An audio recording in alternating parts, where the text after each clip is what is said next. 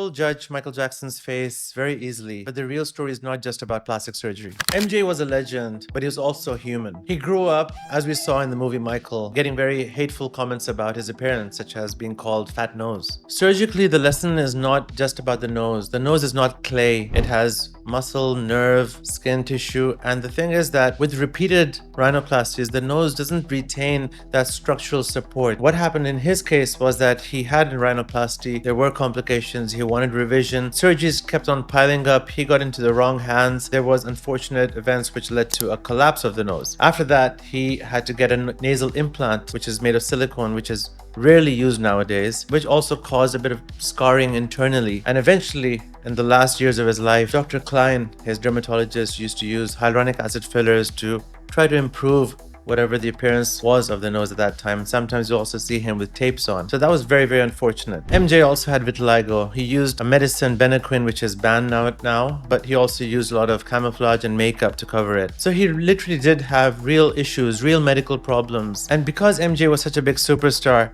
he was always under the limelight. And remember that he started at the age of 5. The impact over his 45-year career was immense. The unfortunate event with Pepsi commercial when his hair caught fire, that caused a lot of nerve damage to his scalp, which required him to have pain medications throughout the rest of his life, which ultimately eventually led to his death. So this was all not just simply vanity. It was fame, trauma, illness, and repeated surgeries. The lesson is not never do surgery, but don't let insecurity become your surgeon.